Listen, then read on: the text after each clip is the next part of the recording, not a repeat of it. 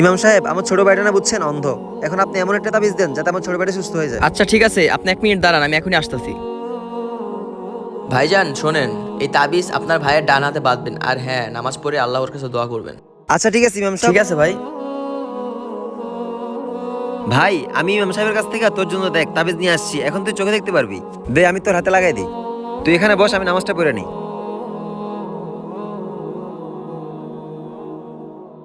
হে আল্লাহ, আমার ভাইটার আপনি সুস্থ করে দেন, ওর চোখগুলো আপনি মেহেরবানি করে ভালো করে দেন আল্লাহ, আমিন। ভাইয়া ভাইয়া আমার চোখ ভালো হয়ে গেছে। কি ভাই, তুই চোখে দেখতে পারতাছস? হ্যাঁ আল্লাহ। আরে হুজুর, আপনি এখানে?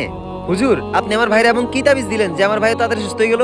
আরে ভাই, ওটা কোনো তাবিজ ছিল না, ওটা ছিল ছোট একটা কাগজের টুকরা। সব থেকে বড় কথা হচ্ছে তুমি নামাজ পড়ে আল্লাহর কাছে মন থেকে দোয়া করছো, এই জন্য আল্লাহ তোমার ভাইয়ের চোখ ফিরাই দিছে।